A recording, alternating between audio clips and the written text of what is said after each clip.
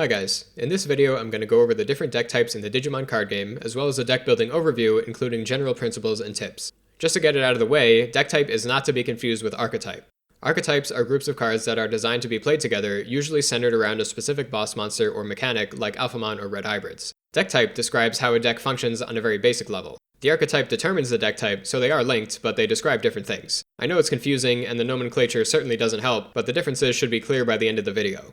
Also, before we get started, I want to make the standard, not everything in this video is 100% accurate all the time disclaimer. When I state something as a fact, that's just the general case, and exceptions almost certainly exist. If you have specific questions, feel free to leave them in the comments and I'll do my best to address them. With that taken care of, let's get into it. There are two types of decks in Digimon, stack decks and hard play decks. Stack decks are the default deck type in Digimon, so the majority of decks fall into this category. They focus on digivolving all the way from level 2 up to level 6 or 7, quite literally building a stack of cards. Hard play decks are the opposite of stack decks, so to speak. Instead of digivolving up, they play cards directly to the board. Obviously, stack decks still hard play cards, and hard play decks still digivolve. When and how often you can do this depends on the archetype, but in general, it's more efficient to follow the style of the deck. To expand more on how to tell deck types apart, we have to briefly talk about value.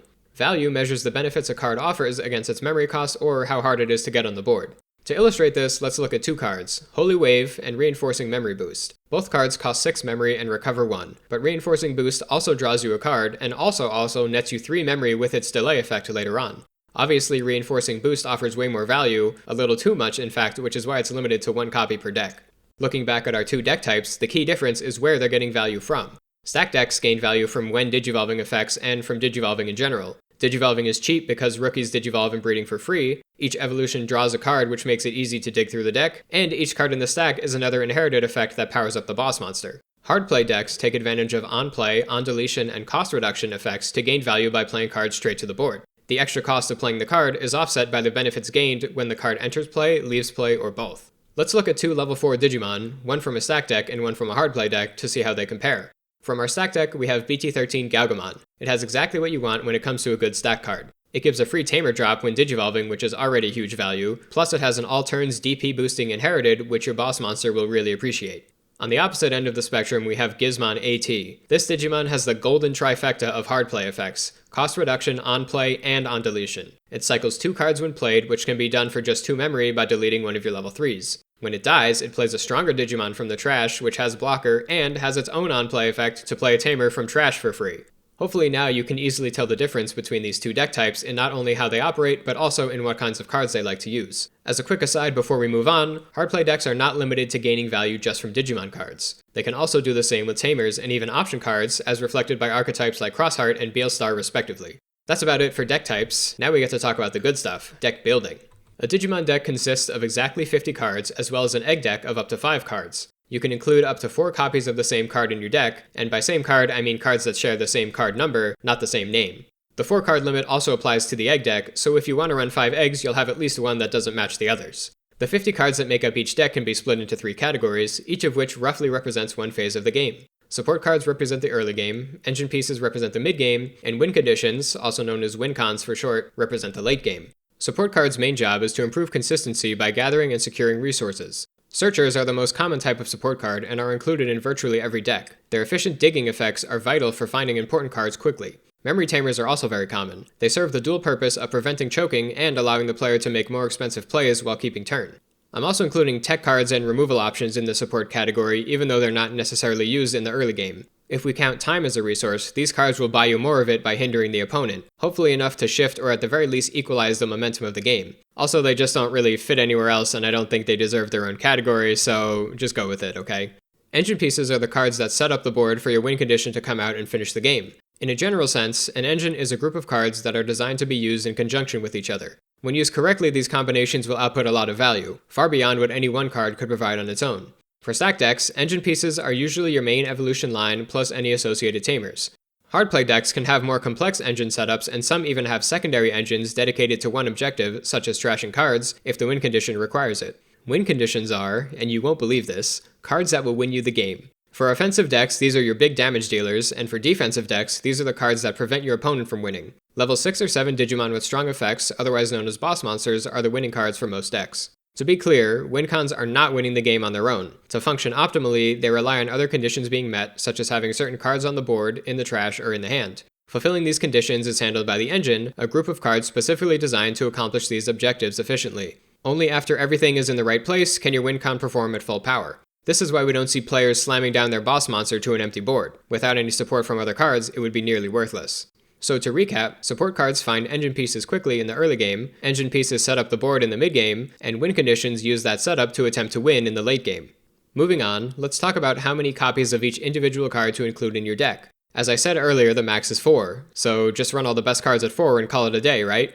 Well, in some sense yes, but it's a lot more nuanced than that. Here's the breakdown. Cards run at 4 copies are the ones you want to see as often as possible, usually your win condition and most critical engine pieces. You're likely to see these cards in both your opening hand and in security, and will generally see them multiple times per game, so you should be comfortable with that. Cards run at 3 copies are the ones you want to see every game, but not necessarily multiple times. Generally, these will be support cards, but occasionally you'll see an engine piece or win condition at 3, depending on how early in the game you want to see it. It sounds incredibly obvious, but most of the time a card is run at 3 copies is simply because 4 is too many, but 2 isn't enough. Memory Tamers are a perfect example of this. They're usually run at 3 copies to make sure they come up consistently enough in the earlier parts of the game, while also minimizing redundancy later in the game.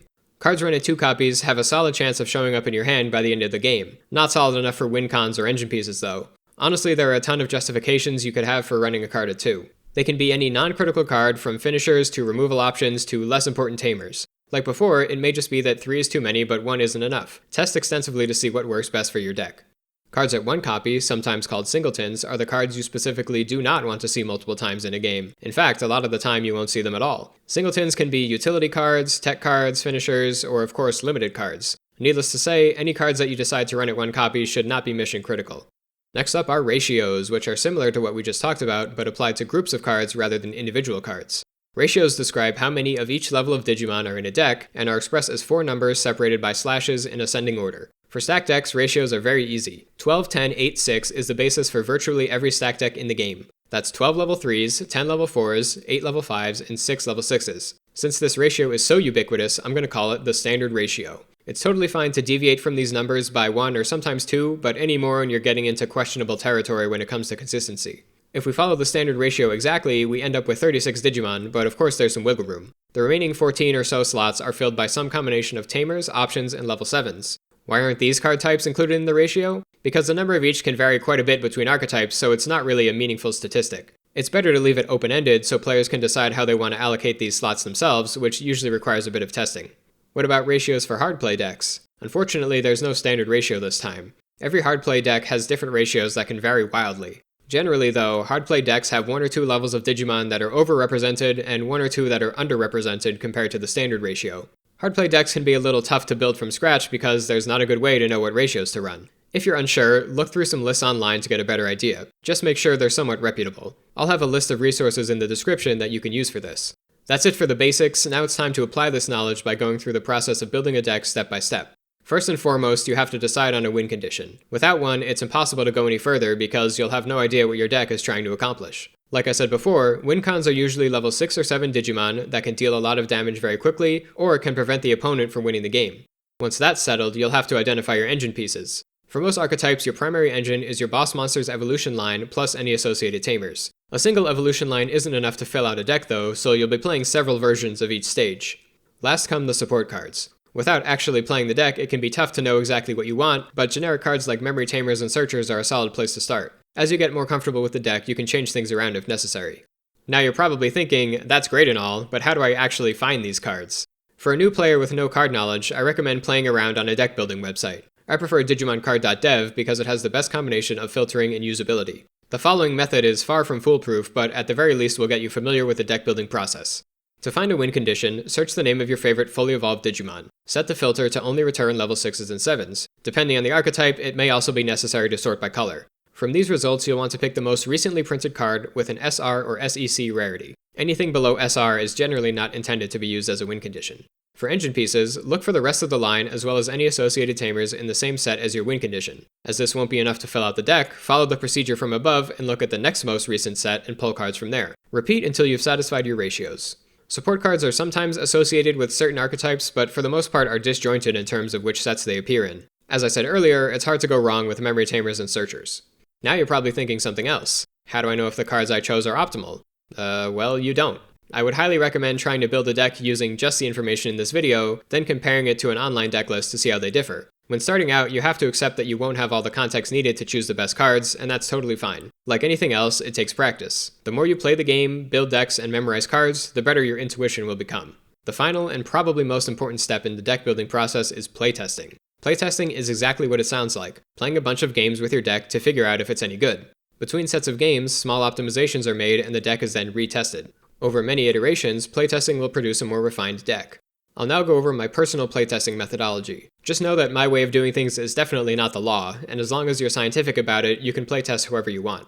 I recommend starting out with a vanilla version of your deck to get a feel for how it plays and what it's trying to do. By vanilla, I mean no tech cards, no floodgates, and no spicy picks. Just the win con, engine, and as much solid generic support as you can find. Make sure to run your win con and all engine pieces at 4 copies. This is to help determine if every critical piece is actually needed at 4, and if not, which cards can be cut down to make room for other stuff. This initial build will be suboptimal, and that's okay. The main goal right now is to gather information that can be used later on to make appropriate changes. I suggest playing around 10 games with this build, possibly more if the deck is tricky. That may seem like a lot, but it accomplishes many important things. It minimizes the impact of outlier games, it allows time for every card in the deck to see play at least once, and it exposes the deck to many different gameplay situations. Use the information gathered from these games to estimate the average speed and consistency of the deck. As changes are made and the deck is retested, pay careful attention to see if the speed and/or consistency of the updated list is higher or lower than it was before. After the games, you'll likely have an idea of which cards you'd like to see more often, less often, or not at all, so it's time to make some changes. It doesn't really matter how you go about tweaking your deck as long as you don't change too much at one time. The more cards you swap out, the harder it will be to pinpoint which cards are responsible for any gains or losses in power. If you're stuck on finding new cards to swap in, think back to when you were building the deck. There were probably cards that didn't make the cut, but still deserve to be tested. Start there, and once you've gone through them all, it's probably time to start looking around online for anything you missed. All of what I just described was one cycle. From here, you're going to repeat the same process again with a newly updated list. Play some games, evaluate if the new cards helped or not, make some changes, and test again. Like I said, start out with a vanilla list, but as your list becomes more optimized, you can begin to implement matchup-specific cards like floodgates and tech cards. Keep in mind that running these cards will always come with a small hit to consistency, so take time to ensure that the trade-off is worth it. Now that all the basics are covered, let's finish up the video with a list of general tips in no particular order.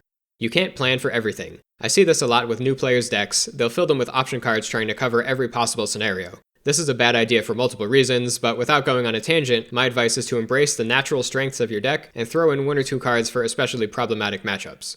Minimize singletons. Yes, they absolutely have their place, which is why I didn't say to eliminate them, but they also invariably impact the consistency of a deck. Too many will have a noticeable effect, and if you have that many singletons, you're probably also violating the first guideline of trying to plan for too many things. Know when to walk away. Some decks just aren't going to work no matter how hard you try. It's not your fault, some archetypes are simply not given adequate support. If you've tried everything and your deck still isn't at the power level you want, it might be time to leave it alone and come back later when new support drops. This mostly applies to jank decks, but can also apply to higher tier decks, especially when they have a lot of hype behind them. Don't run staple cards for no reason, and this includes limited cards. Yes, there's a reason why they're commonly used, but they aren't always the best choice. Not much more to say about it, just make sure that any staples you use are actually beneficial to the overall game plan of your deck and aren't there just to check a box. Build for your meta. If you know that certain decks are common in your scene, choose cards that will give you an edge in those matchups. For example, if a bunch of players at your locals are running Royal Knights, you'd better have some cost reduction floodgates in your deck.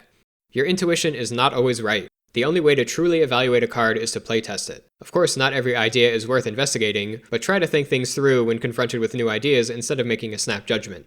There is no objective best way to build a deck. Of course you want to build as optimally as you can, but personal preference is also a factor. I'm of the belief that being comfortable and confident with your deck goes a long way. If you want to run a spicy card that you think is good even though there may be better options, go for it.